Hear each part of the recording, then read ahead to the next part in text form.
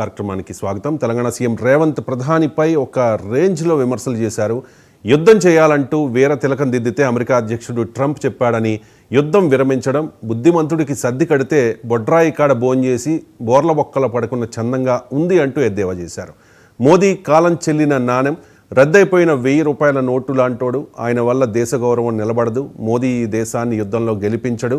అదే రాహుల్ గాంధీ ప్రధాని అయితేనే ఒకవైపు పాక్ను మరోవైపు చైనాను ఓడించి ప్రపంచ దేశాల ముందు భారత్ను నిలబెడతారు అని బీజేపీపై విమర్శలు ఎక్కుపెట్టారు రేవంత్ రెడ్డి.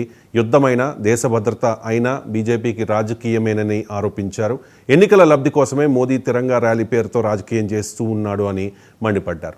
రేవంత్ విమర్శల్లో ఆరోపణల్లో నిజమెంత? కాంగ్రెస్ అధికారంలో ఉండి ఉన్నట్టయితే యుద్ధం కొనసాగేదా? ఇందిర తెగువ మోదీకి లేదు అనేది రేవంత్ వాదన. మరి రాహుల్ ప్రధానిగా ఉంటే పరిస్థితి ఎలా ఉండేది అనే అంశంపై ఎంజీ రావు గారు అనలిస్ట్ మనకు డీటెయిల్డ్గా వివరిస్తారు. ఎంజీ రావు గారు నమస్తే. రేవంత్ రెడ్డి నాకు తెలిసి ఈ మధ్యకాలంలో అంత అగ్రెసివ్గా మోదీని ఉద్దేశించి మాట్లాడలేదు, చాలా అగ్రెసివ్గా మాట్లాడారు. చాలా అంశాలను ఆయన ప్రస్తావించారు. రాహుల్ గాంధీ గురించి కూడా ఆయన ప్రస్తావించారు. యుద్ధానంతర రాజకీయాలకు సంబంధించి కాంగ్రెస్లో ఏ నాయకుడు కూడా బీజేపీని, మోడీని ఇంతగా విమర్శించింది ఇప్పటివరకే లేదు. ఎలా అంటే చాలా మాస్ వార్నింగ్స్ అనమాట. అంటే ప్రజల్లోకి చొచ్చుకుపోయే విధంగా ఆయన భాషను ఉపయోగించడం కూడా ఇక్కడ మనం చూసుకోవచ్చు. అసలు కాంగ్రెస్ నాయకుల్లో, సెంట్రల్ కాంగ్రెస్ నాయకుల్లో కూడా ఎవరూ కూడా ఇంత ధీటుగా ప్రజల్లోకి వెళ్ళే లాంగ్వేజ్ను ఉపయోగించలేదు. ఇప్పుడు రేవంత్ రెడ్డి గారి ఆరోపణ అనేది చాలా తీవ్రమైన ఆరోపణలు అండి. ఇప్పటి వరకు కాంగ్రెస్, నేషనల్ ఐఎన్సీ జాతీయ స్థాయిలో చేసిన విమర్శలన్నిటినీ ఈయన క్రోడీకరించి కలెక్ట్ చేసి ఒకేసారి బ్రహ్మాస్త్రం కింద ఇప్పుడు బీజేపీ మీద వాడడం జరిగింది. ఇది కేవలం తెలంగాణ ప్రజలను ఉద్దేశించే కాదు, ఆయన దేశ ప్రజలను ఉద్దేశించి కూడా పలకడం అనేది ఇక్కడ చూడవచ్చు. ఆయన ప్రధానంగా చేసిన ఆరోపణలు ఏంటంటే మోడీ గారికి వ్యతిరేకంగా, అంటే యుద్ధాన్ని మేనేజ్ చేయడంలో బీజేపీ ప్రభుత్వం ఇప్పుడు తిరంగాని యాత్ర చేస్తుంది, ఆ తిరంగా యాత్ర చేయడానికి అర్హత లేదు అంటూ ఈయన జై హింద్ యాత్ర చేస్తూ మాట్లాడుతున్నాడు. ఈ నిష్పాక్షపాతంగా ఈ యొక్క ఆయన ఆరోపణ చూస్తే ప్రధానమైన ఆరోపణ ఏంటంటే, ఈ కొన్ని ఆరోపణలో ఫస్ట్ ఆరోపణ ఏంటంటే, మీరు యుద్ధం చేయాలనే ఒక సన్నద్ధతను, యుద్ధ కాంక్ష మీద నీళ్లు జల్లారు, సడన్గా మీరు యుద్ధాన్ని ఆపేశారు, ఎందుకు ఆపారు, ఎన్నో రఫేల్ పడిపోయినాయి, దీని మీద మౌనం ఎందుకు వహిస్తున్నారు అని ఫస్ట్ మాట్లాడాడు. రెండో ఆరోపణ ఏంటంటే, రేవంత్ రెడ్డి మాట్లాడిన రెండో ఆరోపణ ఏంటంటే, ఇప్పుడు మీకు యుద్ధ తంత్రం, యుద్ధ వ్యూహం తెలియకపోతే ఇందిరమ్మకి దండం పెట్టి వెళ్ళి యుద్ధ వ్యూహం నేర్చుకోవాల్సింది అన్నారు. అంటే 1971 యుద్ధాన్ని ఉదాహరించారు. తర్వాత అణుబాంబులు, పాకిస్తాన్ అణుబాంబులు చూసి మీరు భయపడ్డారు, కానీ ఒకప్పుడు ఇందిర అమెరికా అణుబాంబులు కూడా చూసి భయపడలేదు, అమెరికానే వ్యతిరేకించింది, బ్రిటన్నే వ్యతిరేకించిందని ఎత్తి పొడిచారు. ఈ విషయం ఒకటి.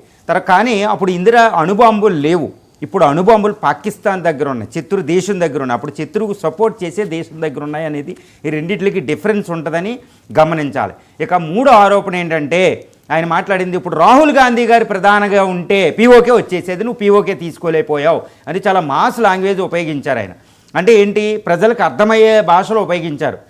రాహుల్ గాంధీ గారు ఉంటే పీఓకే తీసుకుంది కానీ మీరు పీఓకే తీసుకోలేకపోయారు. అంటే రాహుల్ మేనేజ్ చేద్దురు బాగా యుద్ధాన్ని, మీకంటే బాగా మీరు పిరికి వాళ్ళగా పారిపోయి వచ్చారని చెప్తున్నారు. కానీ రాహుల్ గాంధీని దేశం ఎలా చూస్తుంది అనేది ఇక్కడ దేశంలో కూడా మనం చూడాలి, అది ఒకటి మాట్లాడతారు. ఇక మూడో విషయం ఏంటంటే, ట్రంప్ గారికి మీరు భయపడి యుద్ధాన్ని విరమించారు, కానీ ఇందిరా ట్రంప్నే అప్పుడు అమెరికానే వ్యతిరేకించింది. ఆయన ఇప్పటికే ట్రంప్ గారు ఇప్పుడు 8-9 సార్లు చెప్తున్నారు, మీరు ఎందుకు మౌనం వహించారు, ట్రంప్కి మీరు ఎందుకు సమాధానం చెప్పలేకపోతున్నారు డైరెక్ట్గాని రెండో చాలా పెద్ద తీవ్రమైన ఆరోపణ చేశారన్నమాట మోడీ గారు. కాకపోతే ఇక్కడ ట్రేడ్, అప్పుడు అమెరికా అనేది ఇది ప్రపంచీకరణ యుగం అండి.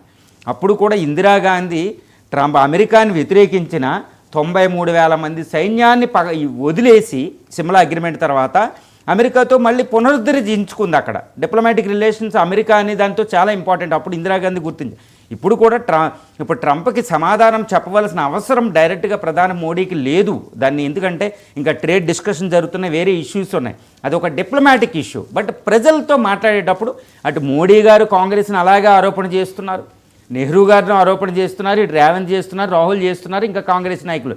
ఇదంతా ఏంటంటే ప్రజల్లోకి వాళ్ళ పార్టీ యొక్క విధానాన్ని తీసుకెళ్లే ఒక విధానం అనమాట. ఇది వారిని ప్రభావితం చేయడం లేదు. ఎందుకంటే ఇదే కాంగ్రెస్ ఎంపీలు ఇప్పుడు ప్రపంచవ్యాప్తంగా తిరుగుతున్నారు. శశి థరూర్ గారని, సల్మాన్ ఖుర్షిద్ గారని ఇంకా చాలా తిరుగుతున్నారు.